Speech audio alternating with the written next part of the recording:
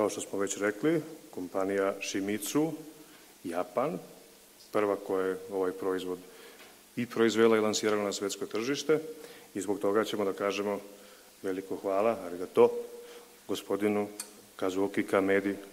Mr. Kazuki Kameda-san, welcome, please. Dobar dan svima.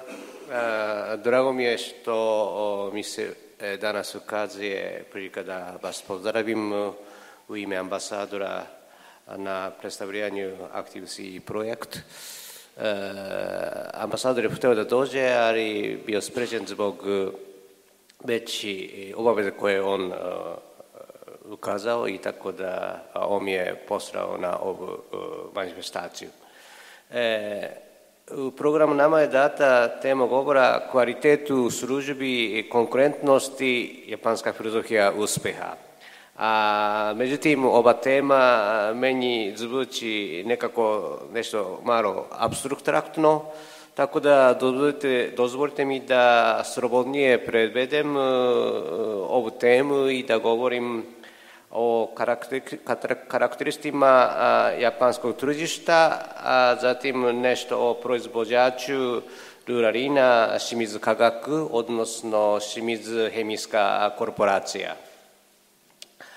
Japan je, kao što znate, jedna ostrvska zemlja i ima stabilno društvo i njegovo stanovništvo je 130 miliona. Te činjenice određeno govore da je Japan jedno od velikih tržišta u svijetu i da je naša privreda orijentisana na dugoročnom interesu zasnovanom na povjerenja potrošača u robu ili uslugu. Mi često kažemo, mi u Japanu, često kažemo mušterija, odnosno kupac je Bog. U smislu da prodavac mora da poštuje i sluša šta potrošači očekuje od njega. Na ovaj način proizvođači stalno unaprijed misleći šta japanski potrošači traže, izbacuju na tržište robe ili uslugu višeg kvaliteta. Sa savremenim primjenom tehnologije nauke i sa novim dizajnima da privuku pažnju potrošača.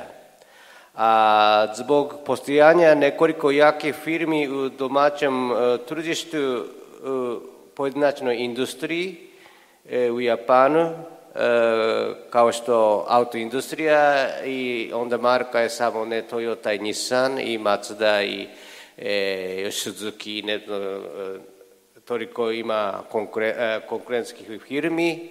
Ako je u elektronskoj industriji, onda Panasonic, Sony i još Sharp i nekoliko jakih kuća. Tako da konkurencija je već veoma jaka na domaćem tržištu, što garantuje visoki kvalitet robe i usluge. Vjerujem da je baš Ruralin jedan od tih proizvoda visokog kvaliteta. Njegov proizvođač je Shimizu Hemijska korporacija, specijalizovana za dijetarno, kako se kaže, brašno, osnovana je 1970. godine.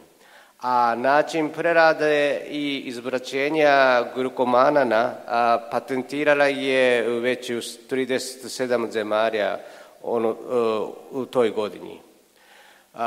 U Japanu se masovno i tradicionalno proizvodi i jede tradicionalni jela konjaku, koji se pravi od konjaku imo vrste krompira. Sam konjak se sastoji od 96 do 97% vode i malo glukomanana.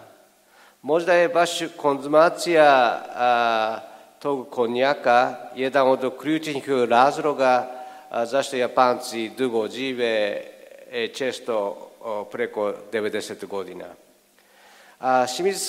Hemijska korporacija je zapazila njegovo pozitivno dejstvo u ljudskom organizmu i uspjela da proizvede komercijalni glukomanan, koji postaje sastojak raznovrsnih ishrana, kao što već i navedeno, ali vjerovatno o tome ćete čuti od govornika koji slijede.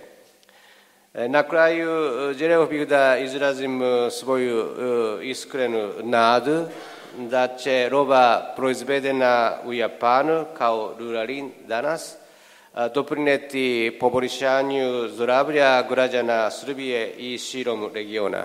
Hvala na pažnji.